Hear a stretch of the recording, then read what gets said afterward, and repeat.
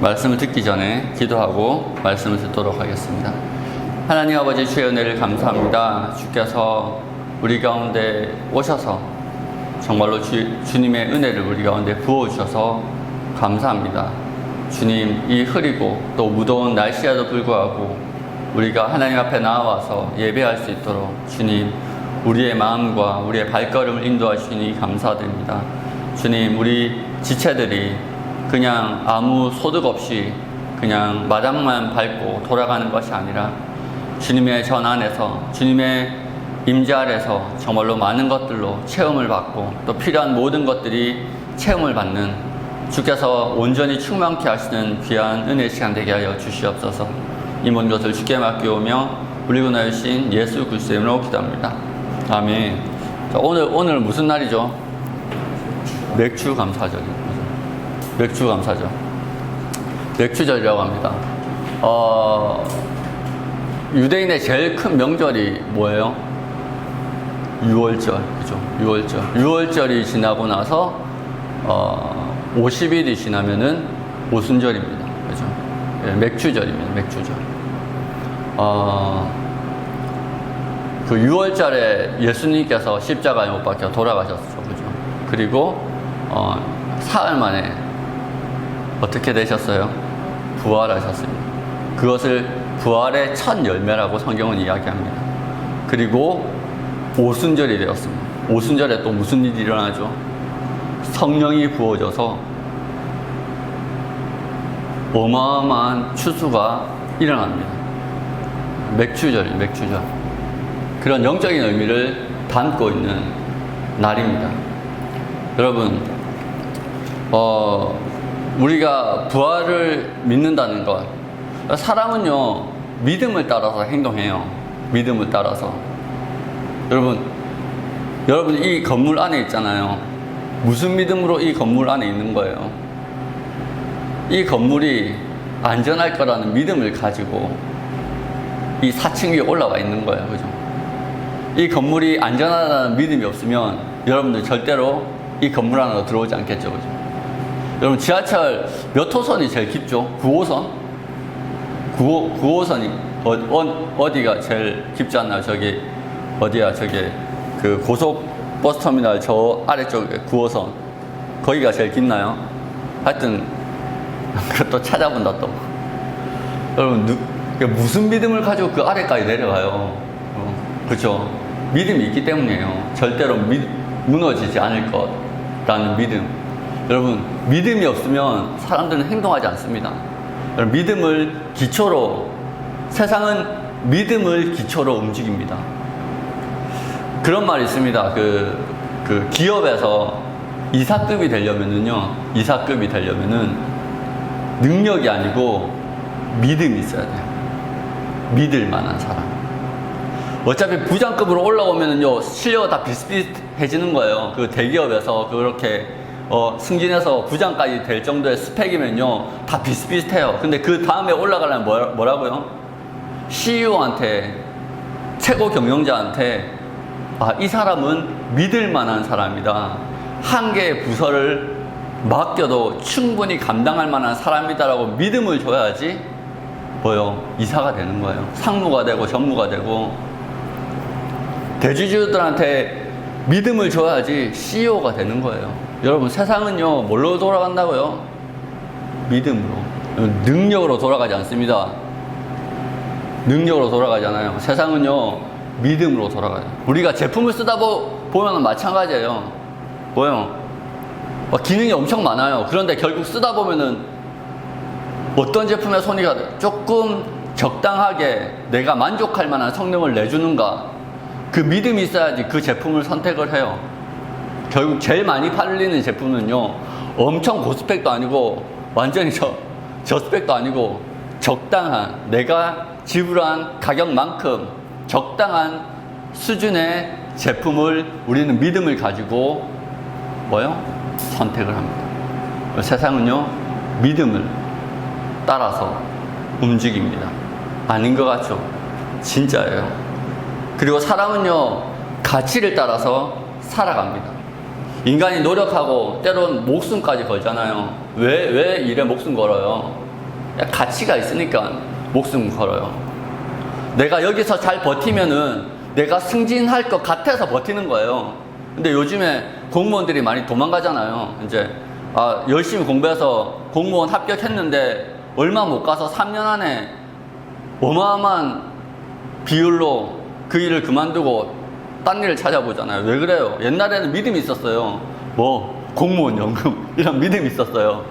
안정한 직장 믿음이 있었어요. 근데 그 믿음이 깨어져 버리고 가치가 없게 느껴지니까 버리는 거예요. 여러분, 세상은요 아니라고 해도 믿음과 가치로 따라가게 되어져 있습니다. 여러분, 이 믿음, 우리가 하나님을 믿는 이 믿음 어디서 나오는 걸까요? 우리의 마인드 컨트롤입니까? 우리가 열심히 막 믿어야지 해서 믿음이 생깁니까? 여러분, 바울이 어떻게 믿음을 가지게 되었어요? 바울이요, 예수 그리스도께서 십자가에 못 박힌 걸 봤어요. 바울은요, 예수 그리스도가 십자가에 못 박힌 걸 알고 있다니까요. 근데 부활하신 예수님을 만나기 전에는요, 예수님을 어떤 시선으로 바라보게 돼요? 죄인으로 바라보는 거예요. 저거는 가치가 없는 거야. 저 사람을 따르는 건 가치가 없는 거고, 저 사람을 따르는 거는 바보 같은 거야 라고 바른 가치를 판단하지 못했어요. 그런데 언제 바울이 변합니까? 언제 변해요? 예수 믿는 사람들을 잡으러 시리아 지역 다메섹으로 가는 도중에 부활하신 예수님을 만난 거예요. 빛 가운데 임하신. 깨달은 거예요. 내가 지금까지 가치 없다고 생각했던 것이 사실은 가장 가치 있었구나. 그리고 또 하나 깨달은 게 뭐예요? 그분의 사랑을 깨달은 거예요. 이분이라면 내 모든 것을 맡길 수 있다. 그 믿음이 생긴 거예요. 왜? 자기는 예수님 괴롭혔거든. 예수님의 몸된 교회를 너무너무 핍박하고 괴롭혔어요. 그런데 그런 자기를 사랑한다고 찾아오신 거예요. 예수님 사랑 장난이 아닌 거예요. 이런 분이라면 내 전산을 맡기고 내 목숨까지 맡겨도 주의 인자가, 주의 사랑이 내 생명보다 귀하구나. 다윗의 고백처럼 자기의 모든 것을 다 맡길 수 있는 거예요. 누구를 만나고? 부활하신 주님을 만나고, 부활의 첫 열매인 주님을 만나고, 그때 변화된 거예요. 여러분, 그렇게 부활하신 예수님이요, 우리가 찾아간 게 아니에요. 그분이요, 찾아오셨어요. 우리 어떻게 주님을 만나요? 내가 찾았어요? 아니요, 그분이 오세요. 그분이 오셔서 우리를 만나주신 거예요. 누구의 손에 이끌려서, 저조차도 누구의 손에 이끌려서 어느 자리에 가니까 그 자리에 예수님께서 있었어요. 그 자리에 예수님께서 찾아오셨어요. 그래서 살아계신 주님을 만난 거예요. 경험한 거예요. 그렇게 주님을 만난 사람들이 모여서 이렇게 예배하는 거예요. 여러분, 세상 사람들의 언어와 우리의 언어가 달라요. 우리의 언어와, 우리의 신앙적인 언어와 믿음의 언어와 세상 사람들의 언어가 달라요. 왜 그래요? 왜 그렇습니까? 믿음의 기초가 다른 거예요. 여러분, 논리학이죠, 논리학. 논리학에서 제일 중요한 게 뭐예요? 논리에서 제일 중요한 게 뭐예요? 논리에서 제일 중요한 게 뭐죠? 대전제. 전제가 제일 중요해요. 디디고 있는 그 밑바닥이 제일 중요해요. 우리는 어디에 밑바닥에 발을 내딛고 있어요? 어디에 내딛고 있어요? 살아계신 예수 그리스도 위에, 그 복음 위에 내딛고 있어요. 그래서 모든 논리의 기초는요, 우리의 논리의 전제는요, 예수 그리스도예요. 살아계신 예수 그리스도. 그런데 세상 사람들은요, 예수 그리스도를 맛보지 못했어요. 살아계신 예수 그리스도를 알지 못해요. 부활하신 예수 그리스도를 알지 못해요. 그래서 그 사람들이 사용하는 논리의 기초는 돈, 물질, 성공, 이런 거예요. 모든 가치가 거기서부터 시작해요. 우리는 뭐요? 살아계신 예수 그리스도부터 시작해요. 전제가 다르기 때문에 대화가 통하지 않아요. 물론 우리가 맞춰주죠. 우리가 전도하기 위하여 그 자리까지 나아갑니다. 물질의 자리까지 나아갑니다. 왜? 대화하기 위해서. 우리가 언어를 성육신합니다. 우리의 수준을 낮춰주는 거예요. 우리는 하늘에 속한 자들이지만 땅에 속한 자들과 대화하고 그들에게 예수 그리스도를 소개하기 위해서 우리는 우리의 허리를 굽히고 그들과 대화합니다. 근데 대화가 잘 통하지 않아요. 왜요? 기초가 다르기 때문에. 우리의 기초는 뭐라고요? 부활하신 예수 그리스도. 바울은요, 이 부활하신 예수 그리스도를 알았기 때문에 그것을 기초로 선택하고 그것을 기초로 가치를 찾고 그것을 기초로 행동했습니다. 그래서 그는 그 믿음대로 오늘 이야기하는 거예요. 제일 첫 번째 구절이 뭐였죠? 형제들아, 내가 그리스도 예수 우리 주 안에서 가진 바 너희에 대한 나의 사랑을 두고 단언하노니 나는 날마다 죽노라. 여러분, 이게 자랑이라는 거예요. 세상 사람들이 보기에는요, 나는 날마다 죽노라 이 말을요 이해할 수가 없어요. 왜요? 그들에게는 이 세상의 성공이 전부니까. 시편에 보면은요, 악인의 기준이 있어요. 악인의 기준이 뭔지 아세요? 이 땅에서 성공해서 그 자산을, 그 재산을요 누구에게? 자녀에게 상속하려고 하는 자들을 악인이래요. 되게 웃기죠? 근데 그거는 이 세상의 기준으로 뭐예요? 엄청난 성공이에요. 자식에게까지 건물주를 시킬 수 있는 어마어마한 재력. 이거는요 성공이고, 와, 천국이에요. 그대 천국 이곳에 있는 거예요. 그런데 바울은 뭐라고요? 반대로 이야기해요. 나는 날마다 죽노라. 그 예로 든 예가 뭡니까? 내가 에베소에서 맹수와 더불어 싸웠다면 내게 무슨 유익이 있으리요? 죽은 자가 다시 살아나지 못하면 내일 죽을 터이니 먹고 마시자 하리라. 에베소에서 어떤 사건이 있었죠? 에베소에서 바울이 복음을 전해요. 복음을 3년 동안 전해요. 3년가량 전합니다. 그래서 그 소아시아 지역의 대부분의 사람들이 하나님의 말씀을 들었다고 그래요. 그래서 수많은 마술을 부리는 사람들, 그런 이방인들이요 예수를 믿게 된 거예요. 그리고 우상숭배자들이 예수께 나오게 된 거예요. 그 여파로 그 동네에 엄청 큰 신전이 있었군요. 아르테미스의 신전이 있었어요. 그 신전에 신상을 깎아서 만드는 장인들이 있었어요. 그 장인들이요 자기들의 수입이 주니까, 여러분, 목구멍이 포도청인데 자신의 밥그릇에 이게 재를 뿌리니까 얼마나 기분 나빴겠어요. 그래서 데메드리오라는 사람이 분란을 일으켜서 거의 그리스도인들을 죽이려고 그래요. 특별히 그 주동자였던 바울을 죽이려고 그랬겠죠. 오늘 말씀해 보니까 맹수와 더불어 싸웠대요. 맹수와 같이 정말로 험악한 상황이 되었어요. 근데 그때 어떻게 했다고요? 내가 세상의 사람의 방법대로 싸우지 않았다는 거예요. 구체적으로 어떤 방법으로 싸웠는지는 잘 몰라요. 그런데 명확한 것은 세상의 방법대로, 사람의 방법대로 싸우지 않고 하나님의 방법대로 싸웠다는 거예요. 무엇을 믿기 때문에? 예수 그리스도의 부활을 믿기 때문에. 부활과 영생이 없었다면 아마 사람의 방법대로 싸웠겠죠. 근데 보세요. 보통 우리가 사람의 방법이 어떤 방법이에요? 이에는 이, 눈에는 눈, 귀에는 귀 아닙니까? 싸우다 보면요, 이 싸움은요 난리가 나요. 점점 자가 발전합니다. 아침에 우리 중고등부 설교에서도 이야기하는데, 부부싸움 하잖아요. 한쪽에서 안 죽으면요, 한쪽에서 십자가를 지지 않으면요 자가 발전하죠. 한쪽에서 죽어줘야 돼요. 한쪽에서 십자가를 져야 된다니까. 바울이요 십자가를 졌다는 거예요. 사람의 방법이 아니고 세상의 방법이 아니고 예수 그리스도의 방법대로. 여러분, 십자가가 뭐예요? 십자가는 뭡니까? 십자가는요 예수 그리스도의 원수들이 원하는 방법대로 죽어주신 거예요. 내가 원하는 방법대로 죽는 게 아니에요. 원수가 원하는 방법대로 죽어주는 게 십자가입니다. 내가 원하는 방법대로 죽는 거는 뭐예요? 자살이에요. 자살은요 부활하지 못합니다. 그냥 죽는 거예요. 그 다음에 뭐가 있다고요? 심판이 있어요. 그런데 나를 공격하는 그 대적들의 방법대로 내가 수용하고 죽어주잖아요. 그러면 그 십자가에는 반드시 예수 그리스도의 부활의 능력이 역사합니다.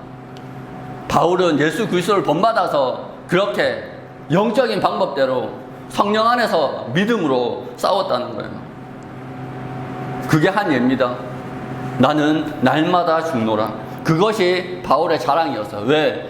그것이 자기의 믿음을 드러내고 자기의 믿음을 증명하는 거예요. 여러분, 신앙은요, 태도입니다.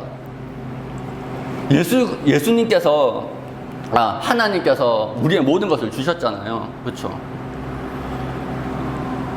하나님이 모든 것을 주신 거예요. 그분에게는 부족함이 없어요. 근데 주님이 우리의 예물을 흠양하세요.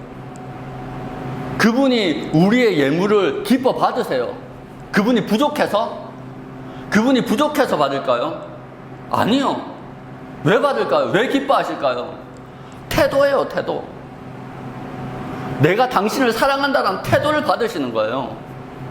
그래서 그분에게 드리는 헌금 중에 액수가 중요하지 않잖아요. 가부에게는 두렛돈도 전부라고 기뻐하시는 분이에요. 어떤 사람은 송아지를 가져와도 송아지 싫어하고 버리시는 분입니다.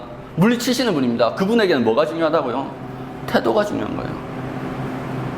바울은요, 하나님 앞에 그런 믿음의 태도를 날마다 보였는데 그 모습이 뭐라고요? 나는 날마다 죽노라.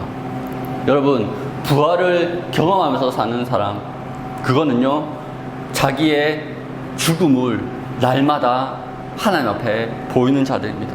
42절 한번 봅시다. 죽은 자의 부활도 그와 같으니 썩을 것으로 심고 썩지 아니할 것으로 다시 살아나며, 뭐라고요? 죽은 자의 부활도 그와 같으니 썩을 것으로 심고 썩지 않을 것으로 다시 살아나며.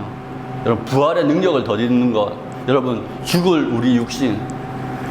이번 주에 좀 마음이 좀 힘든 전화를 받았어요. 아버지가, 어머니가 돌아가시고 나니까 힘이 많이 빠지셨나 봐요. 엊그저께 종합검진을 받았는데 살이 많이 빠지셨다고. 이제 연세가 많으시거든요. 이제 87세가 되셨는데, 연세가 많으시니까 이제 기력도 또, 그렇게 건강하시던 분이, 그렇게 몸 관리 잘 하시던 분이, 이게 살이 빠지고 기력이 세해지고 그런 모습들을 보면서, 정말로 사람은 언젠가는 죽구나. 주님께로 돌아가는구나. 그렇게 건강하시던 분이 이제는 많이 약해지셨구나. 그리고 그렇게 땅에 묻히면 흙으로 돌아가는구나. 여러분, 우리 죽을 육체, 이것으로요, 심는 거예요. 그럼 뭐로 다시 살아난다고요? 썩지 아니할 것으로 다시 살아난다. 이게 부활의 능력을 경험하는 겁니다. 로마서에서 바울이 뭐라고 그럽니까? 너희 몸을 하나님께서 기뻐하시는 거룩한 산 제사로 드리라고 이야기합니다. 똑같은 말이에요. 우리의 죽을 몸으로 언젠가는 썩어질 이 몸을 성령 안에서 순종으로 심는 거예요. 그리고 썩지 않을 것으로 다시 거두는 거예요. 예수 그리스도께서 말씀하셨죠. 하늘의 밀이 땅에 떨어지면, 이게 썩으면 뭐요? 많은 열매를 맺는다. 우리의 삶 또한 마찬가지입니다. 우리가 예수 그리스도를 본받아서 심는 삶, 우리의 썩을 육체를 심는 삶, 우리의 썩을 육체를 내 앞에 손해가 보이고 그렇더라도 믿음으로 심는 삶을 살아간다면요, 주님이 그 순종 가운데 역사하시고 살려주시는 거예요. 복을 주시는 거예요. 은혜를 내려주시고 인도하시는 겁니다. 하나님께서 우리 가운데 형상을 주십니다. 마지막에 어떻게 나와 있냐면 이렇게 나와 있어요. 51절, 52절 한번 봅시다. 51절, 52절. 자, 여러분, 부활은요,